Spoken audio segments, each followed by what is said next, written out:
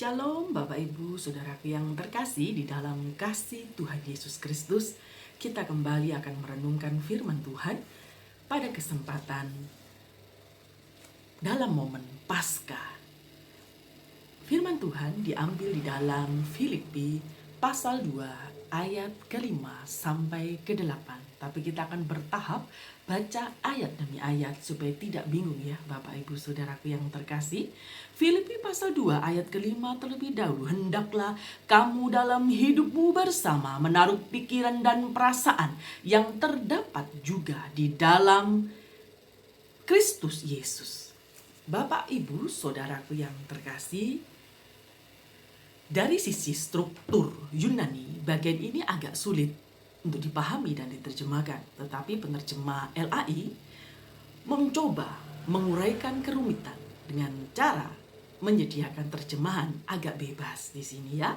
Hendaklah kamu dalam hidupmu bersama menaruh pikiran dan perasaan yang ada di dalam Kristus Yesus. Bapak Ibu Saudaraku yang terkasih, beberapa kata yang muncul dari terjemahan ini tidak ada dalam teks Yunani. Misalnya, dalam hidupmu bersama, terus menaruh dan perasaan. Secara hurufiah, bagian ini berbunyi, pikirkanlah ini di antara kalian yang juga di dalam Kristus. Yang tidak terlalu jelas adalah frase yang kedua. Frase yang pertama, pikirkanlah ini di antara kalian. Yang frase yang kedua, yang juga di dalam Kristus Yesus. Kira-kira apa maksudnya di dalam Kristus Yesus ya? Di sini supaya tidak bingung ada dua pendekatan, secara etis dan teologis.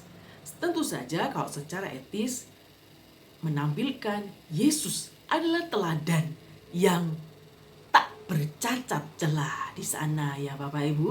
Secara etis Paulus menampilkan Kristus Yesus sebagai teladan. Dan secara teologis Paulus lebih menyoroti posisi kita di dalam Kristus.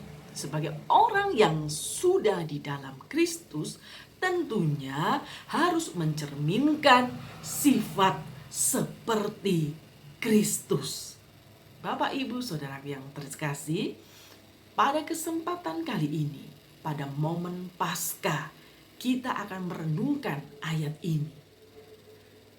Di dalam Kristus, Bapak Ibu Saudaraku yang terkasih, ingat, hendaklah kamu di dalam hidupmu bersama menaruh pikiran di dalam perasaan menaruh pikiran dan perasaan yang terdapat di dalam Kristus Yesus. Bapak Ibu, yang perlu kita soroti hari ini adalah penekanan dari nasihat Paulus. Bukan memikirkan apa yang Yesus pikirkan, tetapi yang difokuskannya adalah hidup kita, posisi kita di dalam Kristus. Orang yang mengenal Kristus, posisi hidup orang yang percaya kepada Kristus tentunya harus berdampak bagi sesama. Posisi kita di dalam Kristus tentunya mengubah pola pikir kita sehingga kita sehati, sepikir, supaya tubuh Kristus tidak tercerai-berai, tetapi saling bersatu memikirkan bagaimana kemajuan gereja. Ya, saat itu ada dua wanita yang sedang bertikai, Yudia dan Sintike. Ya Bapak Ibu, Paulus menasihati supaya menaruh pikiran, perasaan hanya di dalam Kristus. Jadi kalau kita hanya perasaan kita tok ya Bapak Ibu, kalau gak cocok dengan sesama, kita bisa meninggalkan Tuhan. Tetapi Rasul Paulus mengingatkan, tidak ada yang bisa menggeser posisi kita di dalam Kristus. Kalau kita tinggal di dalam Kristus, maka posisi ini yang akan mengubah pola pikir kita, memikirkan Kristus di dalam setiap hidup kita yang menjadi cermin Tuhan kita adalah Tuhan Yesus Kristus yang kita sembah. Ya, gitu ya Bapak Ibu ya. Paulus menjelaskan bagaimana Kristus telah memberikan teladan kerendahan hati di sana. Kalau kita belajar, topik kita kali ini adalah tentang kerendahan hati. Bapak Ibu, banyak orang berpikir kalau ingin sukses itu harus menyikut temannya, menyikut saudaranya supaya dia bisa maju, mendahului kawan-kawannya. Tetapi Yesus tidak melakukan hal itu. Justru Yesus mengosongkan dirinya. Di situ letak kesuksesan, letak kerendahan hati daripada Tuhan kita. Mari kita akan baca di dalam Filipi pasal kedua ayat ke-6 ya. Yang walaupun dalam rupa Allah tidak menganggap kesetaraan dengan Allah itu sebagai milik yang harus dipertahankan. Bapak Ibu, saudaraku yang terkasih, ingatlah bahwa Allah mengosongkan dirinya di sini bukan berarti Allah telah mengalami kehilangan kuasanya. Enggak ya Bapak Ibu ya. Ingatlah, yang perlu diingat baik-baik, kita bukan saja meneladani Kristus, tetapi harus hidup di dalam Kristus. Posisi kita di dalam Kristus itu harus mempengaruhi relasi dengan sesama. Apapun perbedaannya, agar kita tidak bertengkar antara satu dengan yang lain. Kita harus menganggap orang lain lebih penting daripada kita, sehingga tidak saling gontok-gontokan dalam gereja. Di akhir zaman ada banyak orang bertikai karena punya kepentingan sendiri di gereja. Ya Bapak Ibu, hendaklah hidupmu bersama menaruh pikiran dan perasaan yang terdapat di dalam Kristus. Ingat dalam Filipi 2 pasal 6 sampai 8 tentang pengosongan diri Kristus, itu menjelaskan bahwa Kristus telah memberikan hidupnya untuk kita, tidak mempertahankan kesetaraannya dengan Allah. Ingat ya Bapak Ibu ya, tidak mempertahankan kesetaraannya sebagai Allah.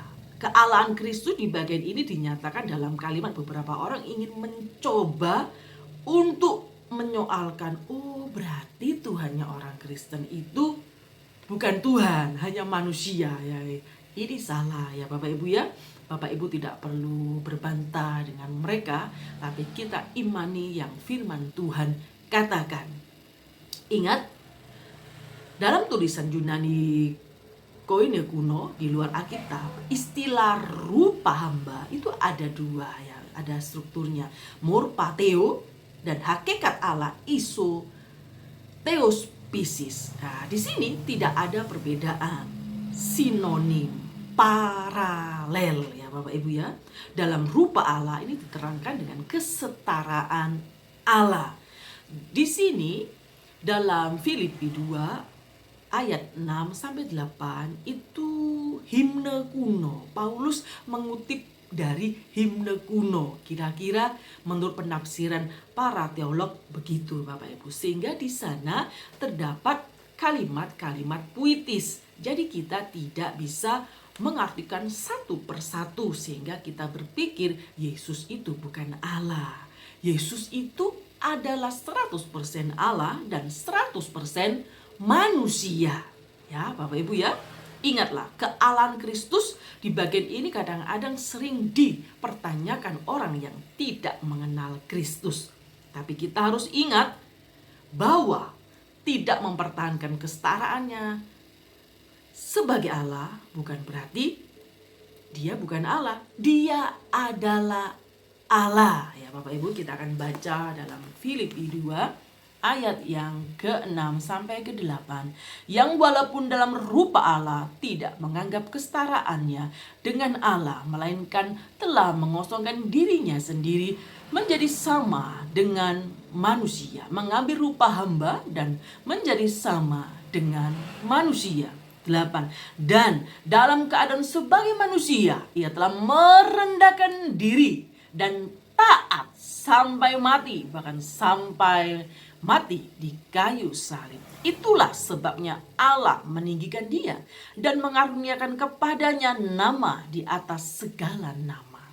Bapak, Ibu, saudaraku yang terkasih, ingatlah Allah saja yang empunya segalanya di dunia ini. Dia mengosongkan dirinya, ingin mengambil rupa seorang hamba untuk supaya bisa menembus dosa manusia. Di sini Allah 100%, manusia 100%, tetapi Allah menahan dalam arti dia mengesampingkan haknya, mengesamping hak prerogatifnya demi bisa sama sederajat dengan manusia, bahkan lebih rendah menjadi seorang hamba. Inilah letak kerendahan hati yang Yesus miliki. Padahal kalau kita melihat orang punya perusahaan, dia tidak mungkin mau dipanggil sapam, ya Bapak Ibu ya. Misalnya orang kaya di dunia ini, misalnya di suatu pertemuan ibadah tidak mau duduk belakang, dia mau duduk di depan, ya, mau selalu prioritas yang utama. Tapi Yesus tidak, dia mengosongkan diri, dia rela menjadi hamba, mengambil rupa seorang hamba. Ini adalah bentuk suatu kerendahan hati yang sangat luar biasa, yang patut kita teladani. Kita harus ingat, Allah itu berdaulat dalam kehidupan kita, dan kita adalah posisinya manusia yang hina. Kalau kita bisa melihat posisi Tuhan dan melihat posisi kita, maka kita akan belajar rendah hati.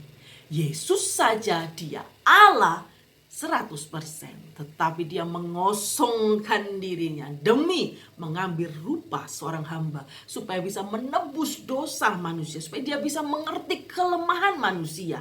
Dia tidak menggunakan kekuasaannya, bukan berarti saat itu kuasanya hilang, enggak. Dia tidak mau menggunakan itu, berarti menahan dirinya. Dia supaya sama dengan manusia, serupa dengan Allah, itu berarti ya dia Allah 100%. Ya, Bapak Ibu tidak perlu khawatir apa kata orang tentang iman Kristen. Yang penting kita mengimani firman Tuhan apa yang dikatakan itu, bahwa Yesus mengosongkan dirinya untuk mengambil rupa seorang hamba. Itu bukan berarti Yesus itu Allah yang abal-abal, enggak. Tapi Yesus benar-benar Allah 100% dan 100% manusia. Ini yang sulit dinalar, ya Bapak Ibu ya.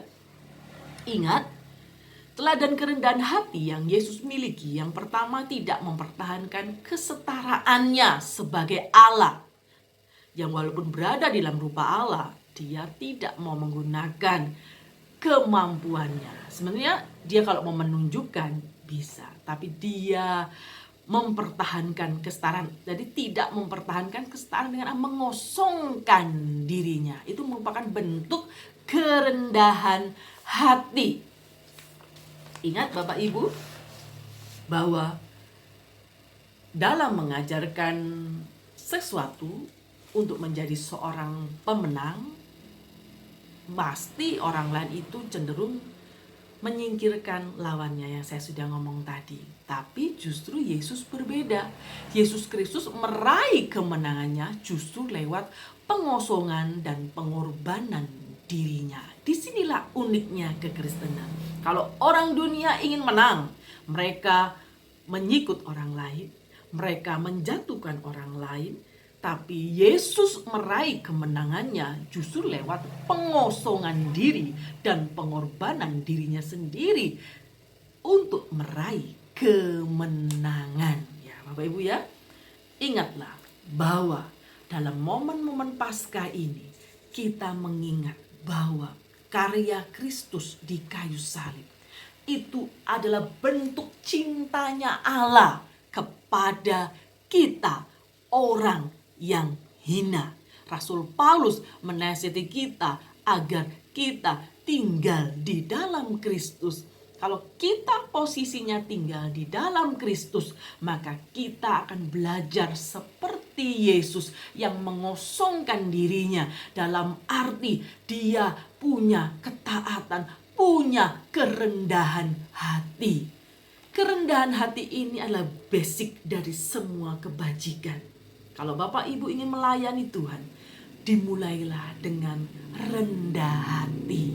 Seseorang yang rendah hati, seseorang yang melayani Tuhan tidak merasa dirinya tinggi daripada orang lain, tapi posisinya Tuhan yang tinggi, saya hambanya.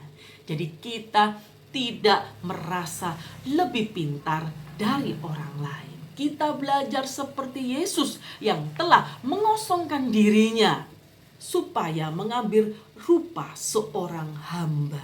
Ya, Bapak Ibu ya. Saya akan bacakan di sini. Paulus menasihati Euodia dan Sintike. Yang kita tadi ngomong ya Bapak Ibu ya. Sehati sepikirlah di dalam Tuhan. Ingat, pekerjaan Tuhan berbeda dengan pekerjaan di dunia. Maka kita harus sehati, sepikir. Di dalam pekerjaan Tuhan tidak ada gaji. Mungkin di gereja besar sebagian full timernya dapat gaji. Tapi kalau gereja-gereja kecil mungkin tidak ada gaji ya Bapak Ibu ya. Tapi bersyukurlah kepada Tuhan posisinya Anda di mana. Tetapi letakkanlah segala posisi kita ini belajar sama seperti Kristus. Menganggap keutamaan itu milik Kristus dan kita ini bukan apa-apa ya Bapak Ibu ya.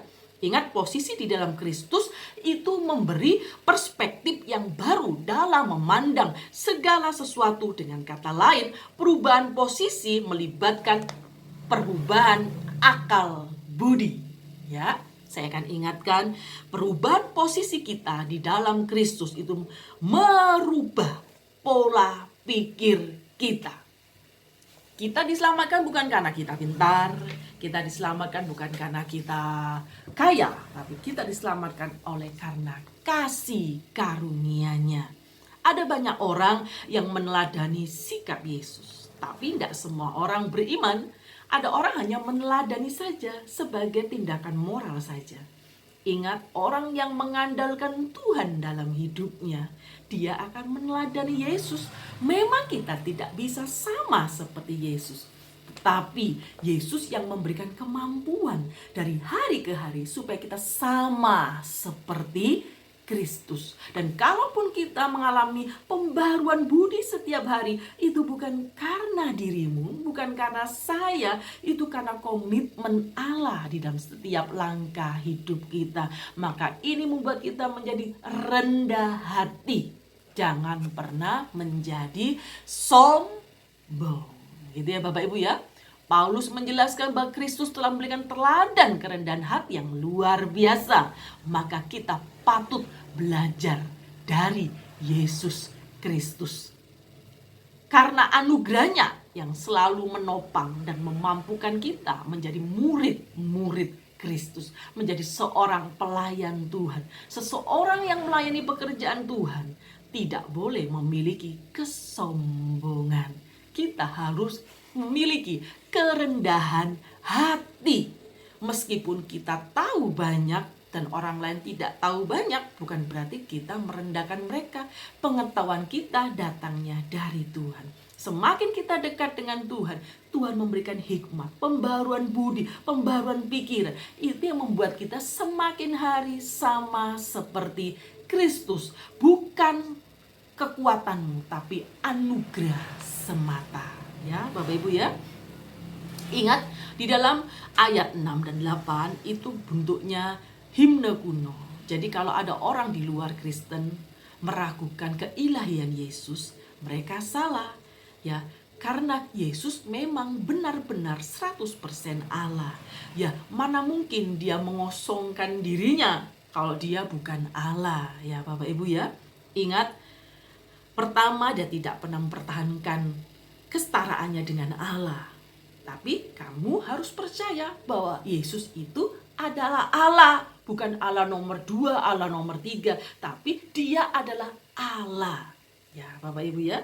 Beberapa orang mencoba menyangga kealahan Kristus di sini dengan menyoal tentang morpa. Kata mereka hanya merujuk pada penampilan luar, tidak berkaitan dengan eksistensinya. Ya, kita akan perhatikan. Menurut mereka merujuk pada penampilan luar tidak berkaitan dengan hakikat dari sesuatu. Sanggahan ini tidak benar ya Bapak Ibu. Dalam tulisan Yunani kuno, koine kuno di luar Alkitab, rupa Allah yang sudah kita bahas tadi dengan hakikat Allah, posisinya paralel, ya, sama. Jadi Bapak Ibu tidak perlu khawatir bahwa iman kita itu sudah benar. Kita beriman kepada Allah. Ingat, jika Kristus benar-benar hamba dan manusia, hamba dan menjadi sama seperti manusia, ia melayani tanpa berbuat dosa. Bedanya dengan kita ya Bapak Ibu ya. Walaupun Kristus adalah Allah, itu setara dengan Allah, tidak pernah menganggap bahwa itu sesuatu yang harus dipertahankan. Kadang kita itu memiliki sedikit aja sudah sombongnya setengah mati. Punya suara yang indah, sombong setengah mati. Padahal mereka lupa suara yang mereka punya itu dari Tuhan. Ya, kalau mereka punya hikmat untuk menyampaikan firman Tuhan sangat luar biasa, kadang mulai muncul namanya kesombongan. Ingat, momen Paskah kali ini mengingatkan kita bahwa kita harus rendah hati sama seperti Kristus. Ingat, mereka menolak kealahan Yesus, berusaha mengambil arti sesuatu yang dirampas. Dengan demikian memberi kesan bahwa kesetaraan dengan Allah belum dimiliki Yesus. Ini penafsiran yang salah. Jika Kristus belum memiliki kesetaraan dengan Allah, lalu untuk apa dari awal dia mengosongkan dirinya? Lalu apa yang dikosongkan? Gitu ya Bapak Ibu ya. Jika dia sekedar mau merampas sesuatu yang memang bukan haknya, bukan berarti itu benar. Enggak ya Bapak Ibu ya. Dia bisa saja menjadikan teladan kerendahan hati. Nah, kalau ada orang bilang gini, oh berarti Yesus itu tidak mau merampas seperti Lucifer posisinya. Jadi dia tidak mau menganggap dirinya Yesus, Allah, maka dia tidak mau dianggap Allah. Kalau Lucifer kan merampas, ini enggak. Oh bukan, ini keliru. Ini pandangan-pandangan liar yang merusak kekristenan ya Bapak Ibu ya. Saya akan ingatkan, jika Kristus belum memiliki kesetaraan dengan Allah, lalu untuk apa ditulis bahwa dia mengosongkan dirinya di dalam ayat 7a tadi, Filipi pasal 2. Dia tidak mungkin mengosongkan apa yang dia dari awal memang tidak miliki. Selain itu, jika dia sekedar mau merampas sesuatu yang bukan miliknya, bagaimana dia bisa dijadikan teladan kerendahan hati? Ingat Bapak Ibu, spekulasi di atas jelas tidak tepat dan tidak bermanfaat, maka kata kerja indikatif mengosongkan diri tidak boleh ditafsir dengan secara hurufiah. Karena ini ayat 6-8 itu menurut ahli ini mengutip himne kuno. Kata-katanya sedikit puitis, gitu ya Bapak Ibu ya. Apakah Kristus adalah Allah selama berinkarnasi di dunia ini? Ada pertanyaannya seperti itu. Ada yang bilang begini, aku mau jadi orang Kristen kalau kamu menunjukkan ayat-ayatnya yang menunjukkan bahwa Yesus itu adalah Allah, gitu ya. Kalau Bapak Ibu ditantang seperti itu, tidak perlu berapi-api dengan emosi yang tinggi. Tidak perlu ya Bapak Ibu ya. Kita tidak perlu menanggapi segala sesuatu yang menimbulkan pertikaian. Ya, ingat, Kristus adalah Allah. Saat dia berinkarnasi di dalam dunia ini menjadi manusia, dia tetap Allah, memiliki kekuatan, memiliki kuasa. Karena dia Allah, tapi dia tidak mau menahan dirinya supaya tidak menggunakan haknya sebagai Allah. Gitu ya Bapak Ibu ya. Ingat, kalau ada ingin ayatnya di mana dia mengampuni dosa, ada ayatnya Bapak Ibu dalam Markus pasal 2 ayat 7-12. Mengklaim dirinya sebagai Allah, di mana ayatnya? Yohanes 10 ayat 30. Menerima sembah, Yohanes 20 ayat 28. Dia menunjukkan sifat-sifat ilahinya, dia maha tahu. Di mana ayatnya? Yohanes pasal 2 ayat 23-25. Maha kuasakah Allah itu? Ya tentu Allah itu maha kuasa. Matius 8 ayat 26-27. Dia di stop bertikai dengan orang-orang yang di luar dengan tujuannya hanya supaya iman kita bergoyah. Kita tidak perlu goyah dengan anggapan orang ya Bapak Ibu ya. Saya percaya orang Kristen di dunia ini punya iman yang teguh karena pengorbanan kasih Kristus yang luar biasa di kayu salib. Selanjutnya, merendahkan diri serendah-rendahnya. Di ayat 8, bagian ini merupakan penjelasan tambahan bagi ayat sebelumnya. Frase menjadi sama dengan manusia di akhir ayat 7 diulang lagi di frase dalam keadaan sebagai manusia di awal ayat 8. Pengulangan di atas dimaksudkan untuk apa, saudaraku? Untuk memisahkan sekaligus penekanan. Kristus tidak hanya berhenti sampai menjadi manusia dan hamba, dia turun lebih rendah.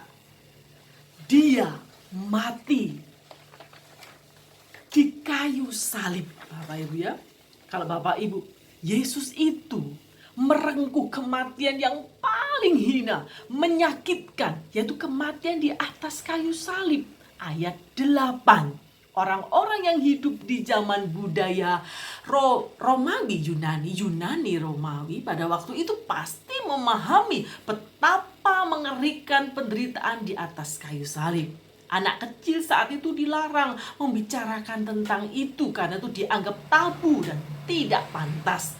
Dalam padanan sekarang mungkin tergolong film kategori R ya Bapak Ibu. Sadisme yang berlebihan dan kesakitan yang tak terkatakan dalam penyaliban. Percayalah bahwa perjalanan Kristus menuju Golgota, perjalanan Kristus menuju kayu salib tidaklah mudah. Kematiannya merupakan hasil ketaatan. Di ayat yang ke-8, Kristus telah belajar untuk taat. Dalam anugerah Allah, ketaatan Kristus diperhitungkan menjadi ketaatan kita. Sikap Kristus yang tidak mau mempertahankan semua keistimewaannya sebagai Allah itu merupakan wujud kerendahan hati yang luar biasa yang patut kita teladani sebagai jemaat Tuhan. Dia melepaskan hak prerogatifnya sebagai Allah. Dia menjadikan dirinya terbatas dalam banyak hal. Dia menjadikan dirinya bergantung total kepada Bapa, walaupun dia sebenarnya tidak perlu siapa-siapa. Tidak sampai di situ saja, dia bahkan rela menjadi hamba yang merengkuh kematian yang cukup hina, yang merendahkan, menyakitkan.